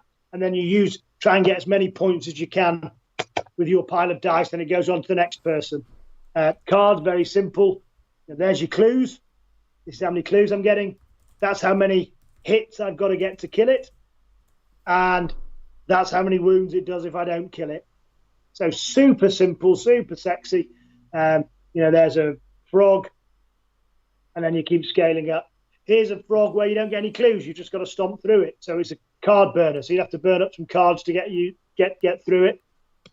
And then there's some Jeopardy cards, some action cards where there's events that happen. And so it's a real great fun, dead easy, minutes, seconds to learn. And you think, okay, I'll use an orange and a yellow to get rid of that. And as always, it never goes according to plan and goes horribly wrong and descends. And then once you get a certain number, everyone else gets one more turn to get past your number. So even when you've won, even when it's going to be the last turn, you have to go as far as you can. Or maybe you think, well, I'm going to stay just one short and then see if I can get one more turn in. So there's a little bit of tactics there. That what's lovely about it is there is a little bit more. You have to think, to win. So it's not just total luck or anything like that. There's definitely loads of decisions, but can be played while inebriated. In fact, makes it even better. So that's going to be in the campaign. If you back, you will get the Hellboy dice game in its entirety. And there we are. Who knows? It could be years away before we release that to retail. So you'll be getting it well ahead of time, and I'm sure we'll end up doing something funky with it, with some special cards or some special monsters or something like that if the campaign goes well. So yeah, I think very, very exciting. Yeah, so that is, we're currently end of April. That'll be kind of live. So like I said, the kind of page, the holding page is up there now. So if you want to get notified when it goes live, you can go there, and we'll have more details about that. So anything else you want to cover, Ronnie, or shall I move on to some questions from the community? I mean, I think you've seen. I'm super excited about Armada. We've talked about it. There's some wonderful kits coming out. Empire Dust has done well, and we've got the XL ships coming. We've got the boat ships coming. So I'm sure people have seen that and talked about that. So no, I think everything's been covered, hasn't it? Dead Zone. Yeah, no, everything's covered. We talked about Firefight. We haven't talked about Dead Zone. Some people asking because obviously on your birthday one, you dropped a little bit of a hint that things might be coming for Dead Zone. Yeah, well, it's one of those things that I think it's a wonderful game. It's genuinely it's definitely my favourite sci-fi game I've ever played, by a long, long way. And I think the claustrophobia, the interaction with the terrain, takes it into a space that there isn't many other games that live there. Certainly the playability of it. I'm a bit thick, so I need simple games. But then, clever people find ways and layers on top of the basic rules. But yeah, I mean, just keep watching this space. We've got a few exciting things, and I think we're going to finish with a big brouhaha at the end of today that's going to get everybody's tongues wagging. So come back in a couple of months and we'll talk a lot more about Dead. But I think, it'll be great fun. We've got the sci-fi Firefight rules coming out today in a beta format. So that kind of gives everybody a little bit of a sci-fi kick. And in the absence of us having lots of Dead Zone releases, and you'll see why later, if you come back in 3 months, you'll find out that you're going to have some great sci-fi time between now and then. Yeah. Actually, someone says, Roy Hood says, any update on League of Infamy shipping? So, I mean, from the UK, we've started that this week, and that's continuing. All the hubs should have received their bits that were missing. So, yeah, that should be next couple of weeks. We will. Steve Hildred was showing off his stat. We started shipping. We get about 100 a day out. It's going to take about 10 days to get through the UK ones. Originally, we were going to ship because we thought it was going to be in November last year, October last year. We looked well set for that until a certain virus and Brexit has thrown us a few loops there. So we've got 100 out a day. All the simple ones will be gone by next week. They'll be on the way. The Europeans, we're going to complete, box up, and ship to a shipping hub in Europe, and then they can disperse them so that there's no customs or any of those issues. We'll pay for all the customs. We'll take care of all of that, getting it into the EU for you. So if you're backed, firstly, thank you very much. Secondly, it looks great. Thirdly, we shipped the Americans first, and they found there was a couple of figures missing and some cards missing. So we've got those. They're going in your box. And if you've got resins, we're actually going to have the resins cast. Instead of getting it in 2 shipments, you're going to get the whole lot in one. And you'll have it within the next 2 to 3 weeks. Everything will be done. So thank you for your patience. We know it's been longer than normal. I think we'd like to point to it not being our fault, but thanks for your patience. We do appreciate it. And yours could already be on your way to you, and it will be with you very soon if it isn't. One thing interesting, Martin Zelinsky says, I guess maybe this is on the back of the Armada, is 10mm Kings of War something we can, he's asking about 10mm Kings of War. Is that something that could work, do you think? I think Matt's a bit of a pendant. What's the point? You could it's the same game. I said, well, it is, except it just looks different. And obviously for nutters like me, and I know Mark, so probably Mark, we wouldn't play 2,000 points. We'd play 20,000 points. So, why should I get to a 2x2, make it a 10x10, 10x4. So, yeah, I'd love to do it. I mean, if we're playing with it, we always got lots of ideas. I mean, as you know, at Mantic, the problem isn't having great ideas. It's having enough time and to do a really great job of making things fantastic. And so right now, Armada is in the hot seat. We've got to support Kings of War. We've got to support Walking Dead. We've got to support Hellboy. We're supporting Vanguard. So the last thing we need right now is another thing, I think. But, yeah, why wouldn't we? How cool would that be? So definitely on our to-do list, not something we are doing, I'll be honest with you. But certainly on a to-do list, because who doesn't want to play mass battles with even more figures? Let me have a look, see if I've answered some of these questions as well. I'm just going to look through the questions, blah, blah, blah, blah, blah. Any fleet that you would really like to see go in Armada? I mean, obviously we've shown off the Twilight Kin, the Elves. Latest year you've had your Dwarfs. Anything that you think would work quite well? A lot of people have said Trident Realm, I guess. I don't know. I love chatting with Matt. I'll be honest with you, I'm running a bit of a war of interference with Matt on this one because he's like, well, they're just, they get all the boat, they get all the animals and they just crush you or something. So, well, then they would anyway, wouldn't they? But I think the idea of kind of turtles with naiads on their back with crossbows, so they kind of come flying out of the water and boom, boom, boom, fire off, and boarding action, so they still have to get up close to you and get on board. Where they could use whales, but they're the way you can control them, and their turning circles are similar to boats and similar to ships, but they might be able to pop up and sink down. But then they're out of the game, they lose the firepower. I think it could be the most exciting faction. I think at the moment, and in fairness to Matt, he wants to do the elves and the Twilight Kin kind of angle. I think he's thinking about that. I don't know if I should have said that or not. No, we've shown those. You're fine. You're not in trouble. Okay, screw up there. So that's good. And they do make a lot of sense. Twilight Kin, like with the Empire of Dust, a great way of looking at that army and that faction with a view that I was having a good conversation about. Should we look at Empire of Dust in 28 mil now? Because it's been so awesome in Armada. And it's a bit like with Vanguard, we did it with the Northern Alliance and the Night Stalkers. Certainly the Northern Alliance, I was always sceptical of. I love the Night Stalker idea, but we let them go into Vanguard. As soon as I saw the plastics, as soon as I saw what Matt had done with the art and the whole ethos, it wasn't, kind of poor man's Game of Thrones. It was an absolutely awesome faction with a whole story. It looked amazing, the way the elves and dwarves and the humans lived together. No, brilliant. So these smaller games are good ways of us just, tickling in to find out what our next 28 mil army is. And Empire Dust might come out of there. So I think he's right to go with the boats, keep it a bit more traditional. But if I have any influence on our release schedule, then you'll see the Trident Realms at some point, because it's too good an idea not to. It's too exciting, and it could be in the final wave or the third wave. But I think there'd be this. Yeah, I'll pick my moment, and then I'll banjax him with some drawings, and I'll have stolen some money from his budget to get some concept art done. I think unfortunately he's watching, Ronnie, so he might be. Okay, well I think we're just, unless there's anything else you want to add, Ronnie, I think we're just about done for you. You've had double everyone else, Ronnie, apart from Matt. I think. No, the two things I'd like to say is that obviously I've touched on it, but thank you to all of our fans, backers who've been very patient as we've had to deal with the trials and tribulations of COVID. Thank you for everyone that's supported us through lockdown. It was fantastic. A load of people in the first lockdown just jumped straight online, and that money was invaluable keeping us going in uncertain times.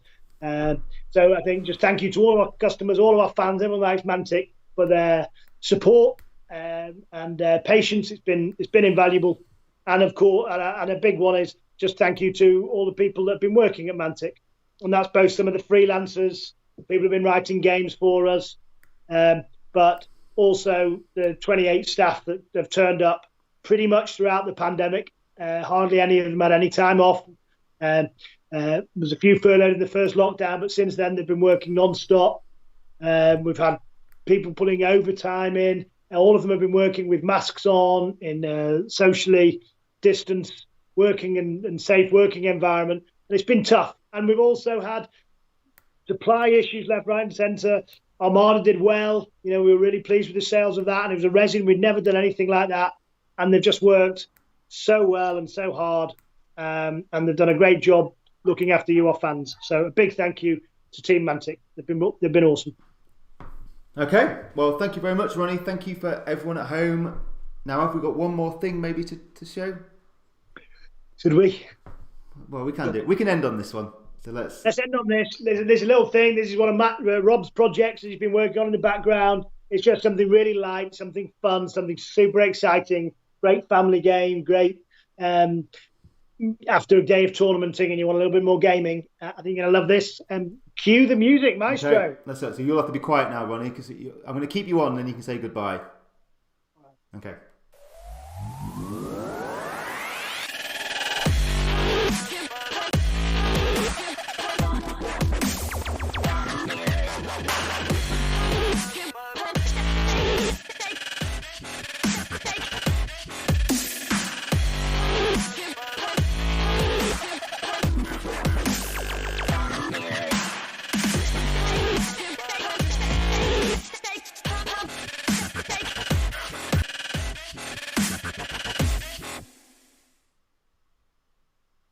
there we go. So we will have plenty more information on that.